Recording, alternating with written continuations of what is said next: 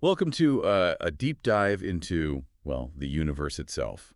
We're taking on Stephen Hawking's A Briefer History of Time today. A book that's, about as close to a modern classic as you can get when it comes to physics. It's amazing how Hawking takes on these huge or-read Yeah. questions, the origin of the universe, how time and space work, black holes, and makes it, understandable for the rest of us. Yeah, our mission, should we choose to accept it, is to pull out the most amazing parts. The stuff that makes you go WHOA when you're reading at 2 a.m.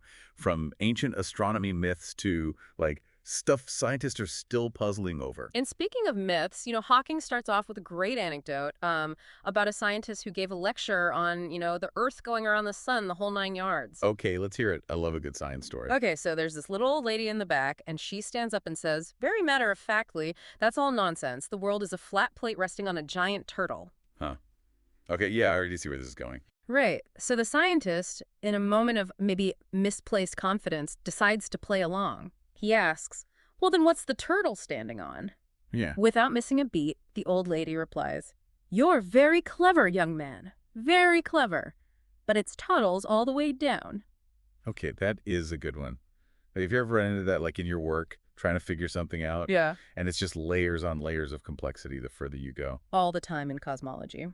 But the point Hawking's making with this story is that our understanding of the universe, it's built on layers, right? Each question we answer just leads to more questions. Yeah, it makes you realize how much we don't know. I mean, we think we're hot stuff here on Earth, but then you've got planets like Mercury out there. Where a day is longer than its year.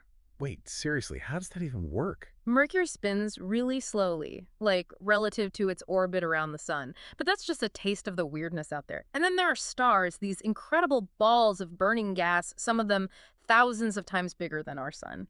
I mean, the scale of it all is almost impossible to grasp. It's mind-blowing. And to think that our understanding of all this started with people just, like, looking up and taking notes. Absolutely. Long before telescopes, the ancient Greeks figured out that the Earth was a sphere, not flat. How'd they manage that? Was it just a lucky guess? Not at all. Aristotle, for example, he pointed to lunar eclipses as proof. He noticed that no matter when the Earth's shadow fell on the moon, the shadow was always round. You wouldn't get that with a flat disk, unless the sun was always, like, directly underneath it. Clever. I never thought about it that way before. And there's another observation they made. Think about how ships appear on the horizon. Okay, I'm picturing a ship sailing toward me. Right. You see the mast first, then gradually the rest of the hull. If the Earth were flat, you'd see the whole ship as like a tiny dot that slowly gets bigger, Oh, right? yeah, that makes sense. Those Greeks were pretty sharp. But they weren't right about everything, were they? True. They thought everything revolved around the Earth. Ptolemy, a Greek astronomer, he even created this whole model with the Earth at the center of a series of nested spheres. Like a cosmic bullseye. Exactly. It wasn't until Copernicus came along in the 16th century that this idea was, seriously challenged. He put the sun at the center, which, when you think about it, makes a lot more sense. Much more logical. It's like realizing your house isn't actually at the center of the neighborhood. It's a humbling experience. Definitely. And that shift from an Earth-centered to a sun-centered view, I mean, that was a huge turning point in our understanding of the universe. But then things got even more interesting with Newton and his laws of motion and gravity, right? Now, those were game changers. Suddenly, we had a framework to understand how objects move, both here on Earth and in space. It's like Newton found the missing link between why an apple falls from a tree and why planets orbit the sun. Wait, so before Newton, people thought those were completely separate things? Pretty much. Newton showed us that the same force gravity is responsible for both. It's just that the sun's gravity is so much stronger that it keeps Earth and the other planets locked in orbit. It's incredible to think about the sheer scale of it all. Yeah. This invisible force spanning vast distances, holding everything together. It's awe-inspiring. And then, just when we thought we had gravity figured out, Einstein came along and turned everything upside down. And that's where things get really interesting. Because, Einstein didn't just, refine our understanding of gravity. He fundamentally changed how we think about space and time themselves. Okay, buckle up, everyone. Here's where it gets mind-bending. Right. Einstein's theory of relativity, there are actually two, special and general, but they're both, the ultimate brain twister. So, special relativity first. What's the deal with that? Everyone always says it has to do with going really, really fast. Yeah, exactly. Imagine you could, hitch a ride on a beam of light. What would you see? I don't know. A really bright path ahead of me, I guess? That's what's so wild. According to Einstein, the speed of light, about 186,000 miles per second, is the same for everyone no matter how fast they're moving.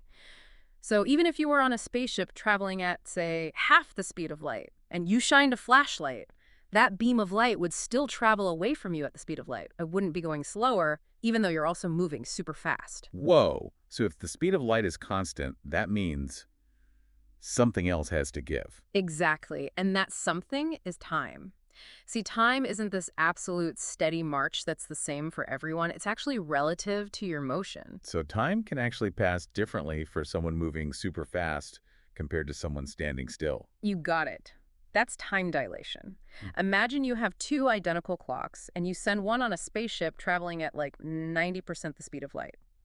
When that spaceship returns, the clock on board will actually show that less time has passed compared to the clock that stayed on Earth. Whoa, seriously. That, It's like a time machine, but in real life. So the faster you travel, the slower time goes for you. that's the gist. Of course, it's not noticeable at everyday speeds. But at speeds approaching the speed of light, the effects become significant. It's like time itself becomes your own personal playground. That is wild. But what does this have to do with gravity? Well, that's where Einstein's general relativity comes in. See, special relativity worked great for objects moving at constant speeds, but it didn't quite explain what happens when gravity is involved. And Einstein, being Einstein, couldn't let that stand. So general relativity is Einstein's attempt to reconcile his earlier work with gravity. You nailed it. And to do this, he introduced this absolutely revolutionary idea. Gravity is not a force in the traditional sense. Wait, what? If gravity isn't a force, then what is it? It's a consequence of the curvature of space-time. Okay, pause for a sec. Curved spacetime. I think I need a visual aid here. Okay, think of it this way. Imagine a bowling ball placed on a trampoline. Okay, I'm picturing it. The bowling ball makes a dip, a curve in the trampoline, right? Exactly. Well, according to Einstein, massive objects like our sun do something similar to space-time. They warp it, creating a sort of gravitational well. So it's not that the Earth is being pulled toward the sun by an invisible force. It's more like the Earth is just following the curves in spacetime created by the sun's mass. Precisely. Imagine like rolling a marble across that trampoline near the bowling ball. The marble's path will curve because of the dip, right? It's similar to how planets orbit stars. They're just following the natural curves of space-time. Wow, that is such an elegant way to think about it. So gravity isn't this mysterious force pulling things together. It's more like objects just responding to the shape of space-time itself. You got it. And what's even cooler is that this curvature of space-time doesn't just affect planets. Einstein predicted that it should also affect light. Light. I thought light always travels in a straight line. We tend to think so, but according to general relativity, the path of light can be bent by massive objects. This bending of light by gravity is called gravitational lensing. So you're saying we don't see stars exactly where they are? In a sense, yes. It's a subtle effect, but it's real. During a solar eclipse in 1919, scientists measured the position of stars near the edge of the sun, and they found that the stars' positions were slightly shifted, just as Einstein predicted, because their light was being bent by the sun's gravity. Wow, that's incredible. It's like the universe itself is playing tricks on us. In a way, it is. But it's these tricks that reveal the true nature of reality.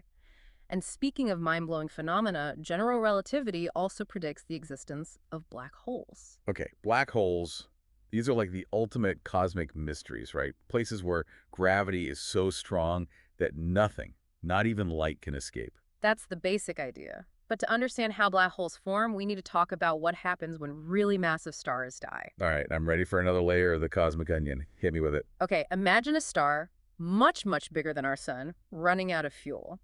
When that happens, the outward pressure from the star's nuclear fusion can no longer counteract the inward pull of its own gravity. So it's like a cosmic tug of war, and gravity suddenly wins. Exactly. And when gravity wins, it wins big. The star collapses in on itself, squeezing its mass into a smaller and smaller space. Like a cosmic implosion. Exactly.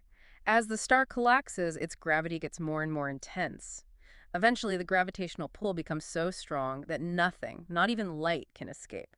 That's when a black hole is born. So it's like the star has been crushed down into an infinitely small point. That's the idea. That point is called a singularity, and it's where our current understanding of physics kind of breaks down. We're talking about a region of infinite density and infinite gravity. So it's like a cosmic abyss, a place where the rules of the universe as we know them just cease to apply. Exactly. And surrounding this singularity is the event horizon.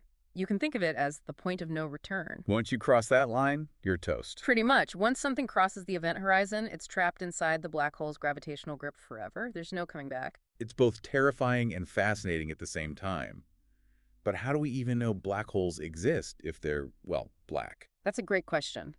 While we can't see black holes directly because they don't emit light, we can detect their presence indirectly by observing how they affect their surroundings. So it's like looking for clues at a crime scene, even if you didn't see the crime itself. Precisely. For example, we can observe stars orbiting around seemingly empty space.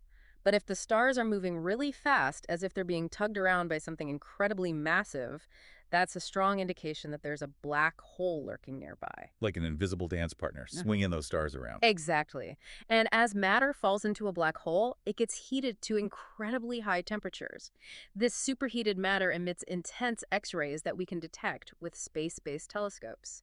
So by looking for those X-ray signatures, we can pinpoint the locations of black holes. So even though they're invisible to the naked eye, black holes leave these telltale signs like cosmic fingerprints. Exactly. And what's even more mind-boggling is that black holes don't just suck things in. Stephen Hawking made this groundbreaking discovery that black holes actually emit a faint radiation due to quantum effects. Wait, back up a sec. Black holes are emitting something. I thought nothing could escape their gravity. That's where things get really weird. See, in the quantum world, empty space isn't truly empty. It's filled with these virtual particle pairs that are constantly popping in and out of existence. It's like the universe is constantly fizzing with these fleeting particles. Exactly. Now, near the event horizon of a black hole, one particle in these pairs might fall into the black hole while the other escapes. So it's like one particle gets unlucky and gets sucked in, while the other one gets away scot-free. You got it. And that escaping particle carries away a tiny bit of energy from the black hole. It's like the black hole is slowly but surely evaporating over time. Wow, so even black holes, these ultimate cosmic traps, aren't eternal. It seems not. They slowly radiate away their mass through this process called Hawking radiation. It's an incredibly slow process, but over unimaginable spans of time, even black holes evaporate. It's a mind-blowing consequence of combining general relativity with quantum mechanics. It's like the universe has a way of balancing things out, even on the most extreme scales. Exactly. But this leads to another fascinating question. If black holes can evaporate, what happens to all the information that was swallowed up by them? Does it just disappear? That's a good question. Does information get destroyed, or does it somehow escape? That, my friend, is one of the biggest mysteries in physics. It's called the information paradox, and it has physicists scratching their heads even today. Some believe the information is encoded in the Hawking radiation, while others propose more radical ideas like, get this, baby universes branching off from black hole. Baby universes. Now that's a concept I need to wrap my head around. It is pretty wild, isn't it? And it highlights how much we still don't know about the universe. But that's what makes exploring these topics so exciting. There's always something new to learn, some new mystery to unravel. So we've got these like mind-bending black holes, maybe even baby universes. Where does it all lead? Is there some ultimate answer out there, some like theory of everything that ties it all together? That's the billion-dollar question, isn't it? It's like the holy grail of physics, finding a single elegant framework that can explain everything from the smallest subatomic particle to the largest structures in the universe. Yeah, it's a pretty tall order. I mean, we've got general relativity explaining gravity and the large-scale stuff, and quantum mechanics explaining that wacky world of atoms and particles, but And as amazing as both those theories are, they don't exactly play nicely together. It's like they're two different languages trying to describe the same universe. so finding a theory of everything is like finding the universal translator for the laws of physics. Exactly. And, Hawking believed that finding this unified theory would allow us to know the mind of God. A bit of a dramatic way to put it, maybe, but it shows just how deeply he believed in the power of physics to unlock the universe's secrets. Okay, I'm hooked. What are some of the leading contenders in this quest for a theory of everything? I've heard whispers of something called string theory. Ah, yes, string theory. It's definitely one of the most shall we say, mind-bending but also captivating ideas in modern physics. Basically, instead of thinking about point-like particles, imagine the fundamental building blocks of the universe as tiny vibrating strings. Okay, so I'm picturing like microscopic guitar strings, but, you know, cosmic. How Yeah. does that explain everything? It's like this. Just like different vibrations on a guitar string produce different notes, different vibrations of these cosmic strings would correspond to different particles and forces. It's pretty elegant in a way. So all the diversity of the universe, light, gravity, matter, it's all just different tunes on these fundamental strings. That's the basic idea. Of course, it's a lot more complicated than that.